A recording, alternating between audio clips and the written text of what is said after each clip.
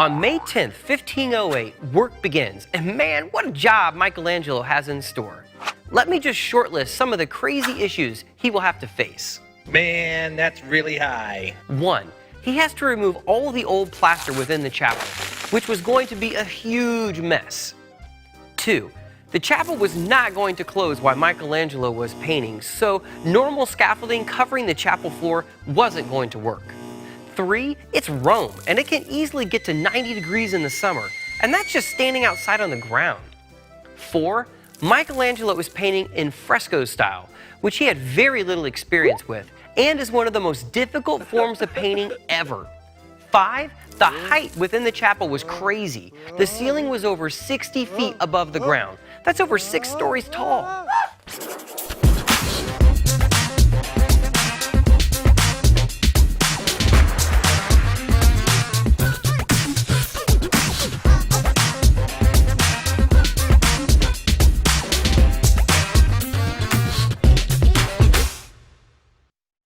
Support provided by the Glick Fund, a CICF fund focused on inspiring philanthropy. Additional support provided by the Crystal DeHaan Family Foundation in honor of the children and families of Crystal House. First priority was to build some sort of scaffold or a platform. Michelangelo hires the top dog scaffold builder in Rome, and he decides to hang the scaffold from massive ropes. This did not fly with Michelangelo, who immediately tosses out the idea. Michelangelo then decides to drill holes on either side of the chapel walls. Then he takes planks and inserts them into the wall, which then allowed the scaffold builder a base to start from. Michelangelo's idea was to create 2 arches with steps that contoured and curved with the ceiling. This design was ingenious and left the floor of the chapel clear for the Pope. However, they knew debris and dust would be an issue, so they hung a massive fabric under the platform. This solved another issue, which was blocking the dizzying 60-foot drop from the scaffold. Probably most important to Michelangelo, this prevented anyone from seeing the work until it was completed. After removing the old plaster, things were about to get started. But fresco painting needs 2 layers of plaster on the wall. The first is called the arricchio, and the second, which is called the intonaco. We will investigate further into this within another episode, simply because there is so much sweet science happening here. If you are about to throw down 150 different scenes using one of the most difficult painting techniques known to man, you are going to need a team of assistants. After much deliberation, he finally decides on 4 assistants, and man, he was going to need them. Let's just quickly run through what an average day 60 feet above the ground looked like for Team Michelangelo. Man, that's really high. First, the entire team had to climb the 40-foot ladder to the lowest planks. That's over 3 times the average swimming pool depth of 12 feet, just in case you were wondering. Once up, they had to climb steps to reach the additional 20 feet to the top. Light came in through small windows by day, but it was torches only at night, and yes, they worked at night. Next, they would apply the intonaco layer. Mixing this paste was no easy task, and also pretty dangerous. Keep in mind, one of the primary ingredients was quicklime. Know what else they used quicklime for? They would sprinkle it on dead bodies to quicken the decomposition and lessen the stench in the church courtyard, where the dead would wait to be buried. Powerful stuff. The next step would be for the artist to transfer the cartoon to the wall. This was basically a drawing done in graphite, which was usually transferred by poking hundreds of holes around the sketch, and then using powdered charcoal to transfer the lines to the wet plaster. Again, crazy time-consuming and difficult process. Of course, all his paints had to be hand-mixed as well. Mixing these pigments was an art in and of itself. Finally, Michelangelo is ready to begin. The first scene he decides to tackle is the biblical story of the flood. Of course, in perfect fashion, he runs into all types of problems. He had a lot of corrections, which meant he had to erase. Think erasing is easy on plaster? Nope, you're right. Basically, you had 2 options. 1, scrape off the wet plaster before it dries. 2, if it is already dry, grab the hammer and chisel, baby. You have your work cut out for you. Another issue Team Michelangelo was having is that mildew was forming on the plaster. His team was adding too much water too quickly to the plaster mixture, and they were also adding binding agents or glues to help adhere the paint. However, this wasn't allowing the plaster to dry quickly enough. Mildew Not good. So what does Michelangelo do? He fires almost his entire team and decides to paint buon fresco, which means to paint directly on wet plaster.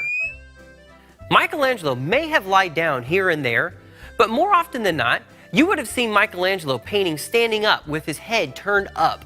Seriously, can you imagine how painful this would get after days, weeks, months, and even years of doing this? My neck just hurts thinking about it. Maybe this is why he was known to be pretty grumpy and antisocial. In addition, he was also known to be crazy dirty and smelly. Apparently his dad had told him, never wash yourself. So he would just sleep in the same clothes and just keep on going.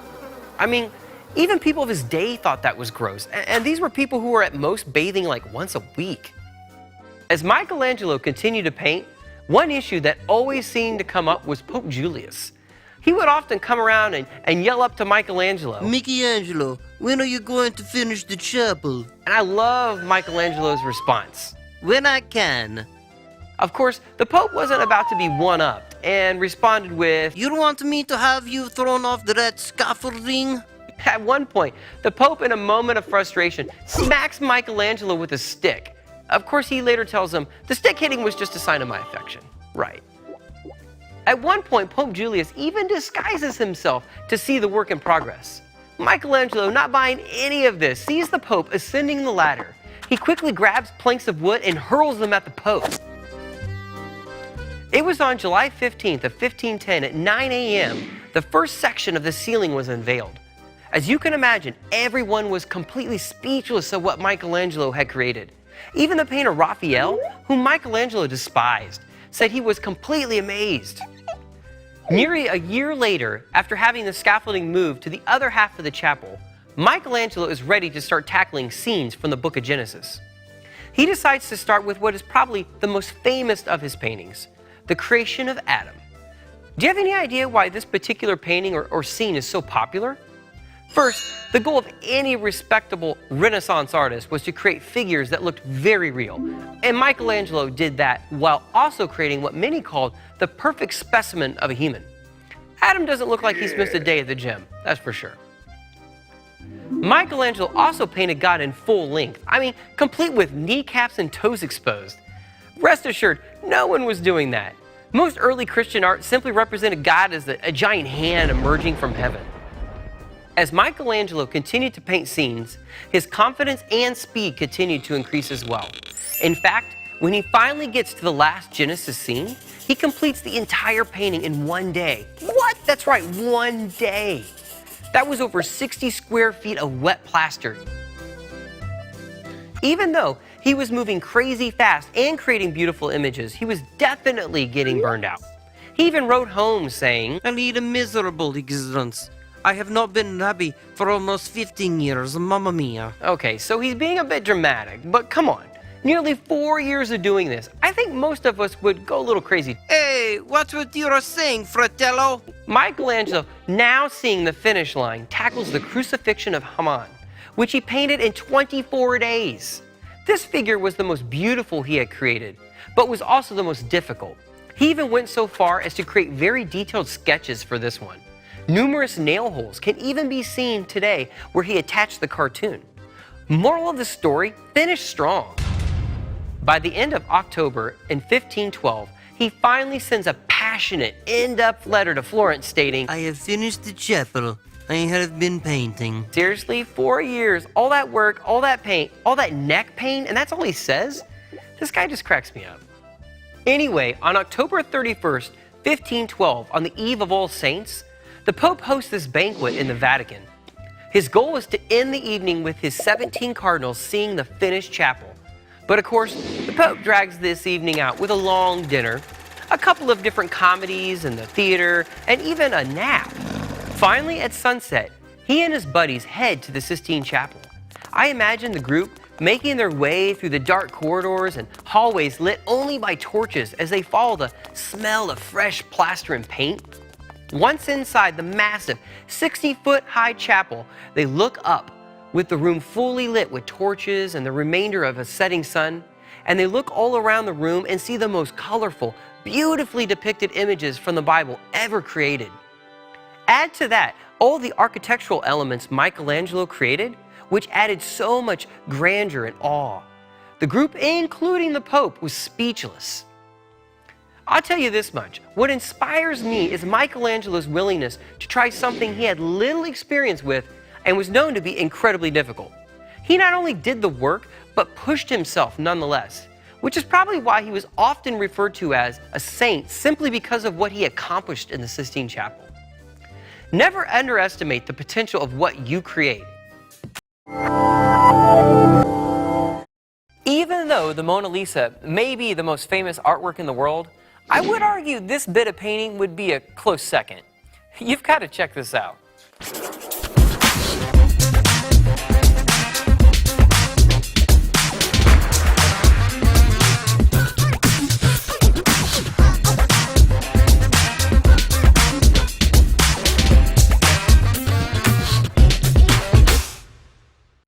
Support provided by the Glick Fund, a CICF fund focused on inspiring philanthropy.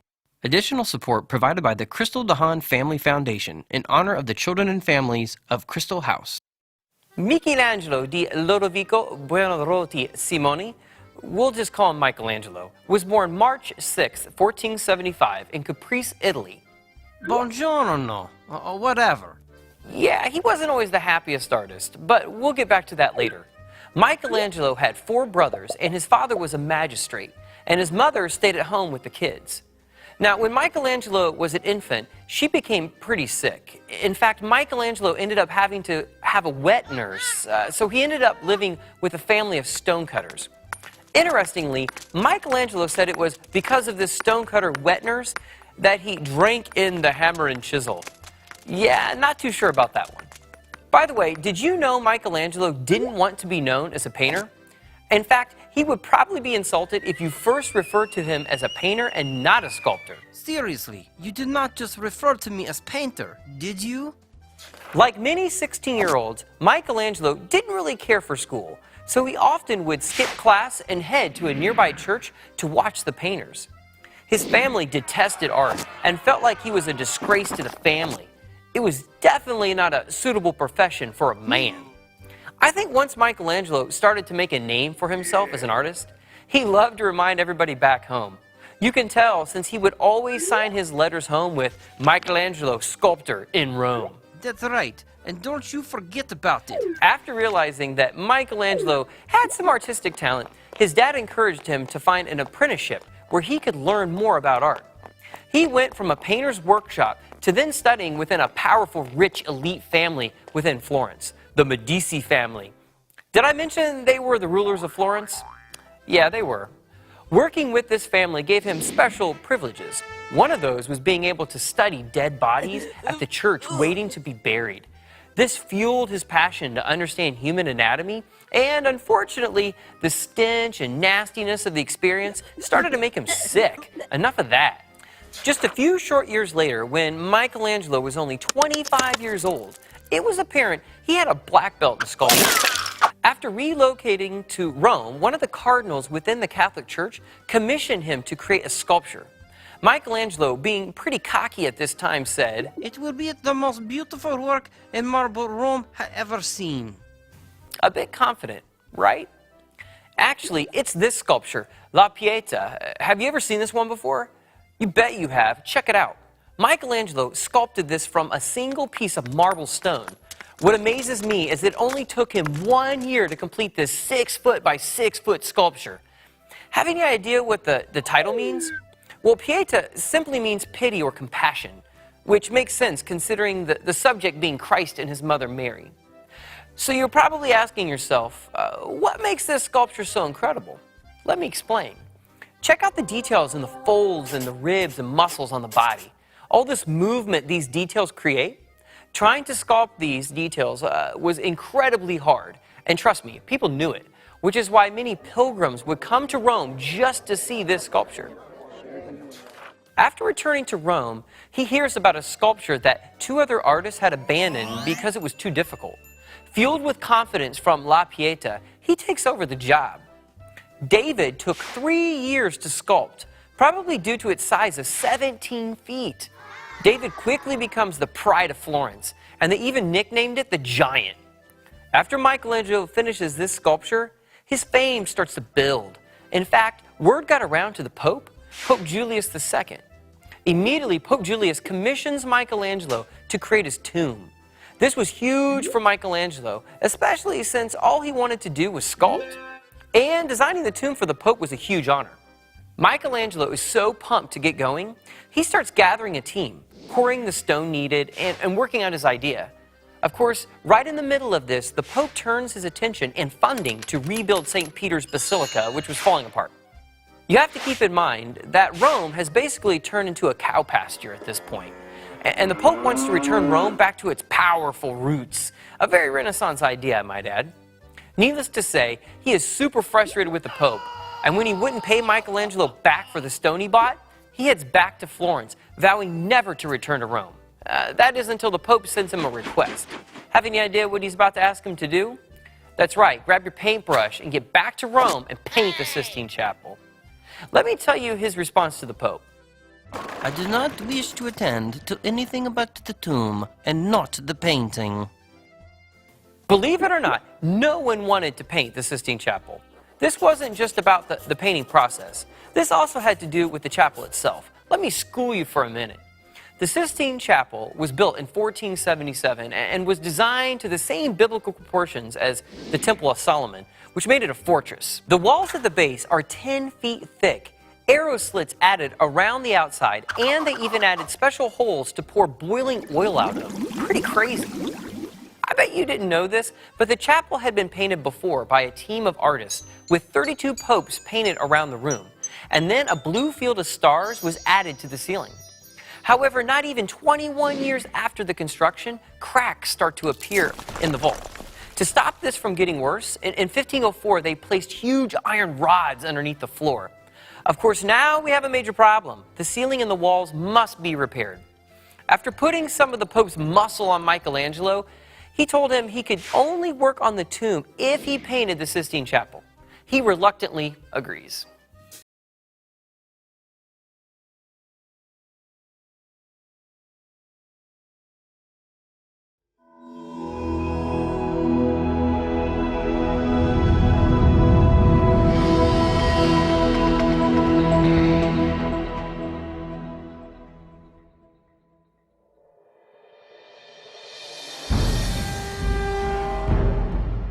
All images of the judgment up to that time had God on a throne in the center, with angels and saints ranged along horizontal lines. Michelangelo again started an artistic revolution, developing his story along perpendicular axes. His work invades the enormous white wall that seems to explode in a whirlwind of figures that all rotate around a central figure, apparently without rules. All it takes is to observe with a little more attention to see that the scene begins on the left where the blessed rise towards heaven.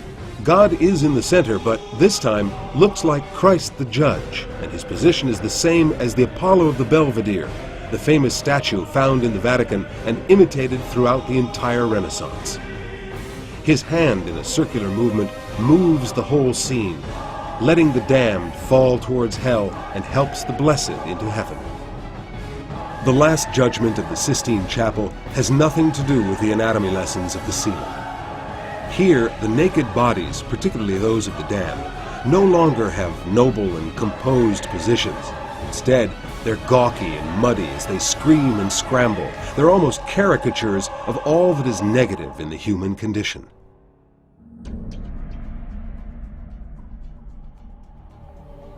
If you concentrate on the scene, you can almost hear the screams of pain, the noise of the souls rushing to their own destinies, and the deafening trumpets that announce the end times. Only in the center does the scene seem suspended in an unreal silence. Even the saints and martyrs, all turned towards Christ, are anxious and terrified as they wait for the final verdict to be pronounced. Even the Madonna is timid and resigned at his side. Some of the blessed kiss each other and hug one another with enormous relief. Up above, outside the circular movement, angels almost threateningly carry the cross and symbols of the Passion. Christ the Judge is wrapped in a blinding light. Nonetheless, Both the damned and the blessed can't help looking towards him. In the Last Judgment, too, the images don't all have the same perspective. The figures of the blessed and the damned are randomly grouped or distance themselves, leaving blue spaces. Every corner is frescoed with infinite care given to the tiniest details. Some of the saints are easily recognizable because they hold the symbols of their story or their martyrdom in their hands. St. Peter, on Jesus' right, holds the two keys. St. Lawrence holds the grate, and St. Sebastian kneels, holding the arrows with which he was martyred. One of the most famous images is St. Bartholomew, who died skinned alive. The saint, seated on a cloud, is painted as Pietro Aretino, the Tuscan poet who had dared to criticize nudity. But the most celebrated detail of all is the skin that the saint holds in his hand, in which Michelangelo put his self-portrait. In fact, at the height of his creative work, the artist truly felt skinned alive by those insistent criticisms.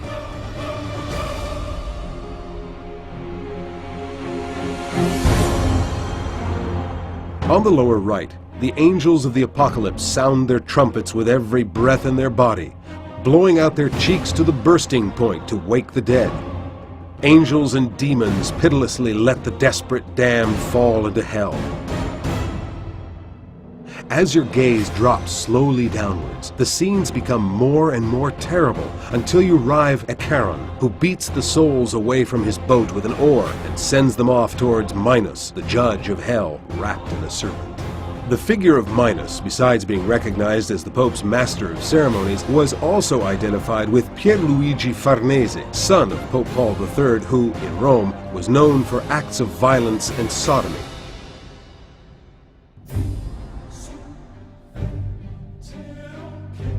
On the left, according to the theory of the resurrection of the flesh, the reborn rise into heaven, getting their bodies back, some of them holding a rosary, a criticism of Luther's theories.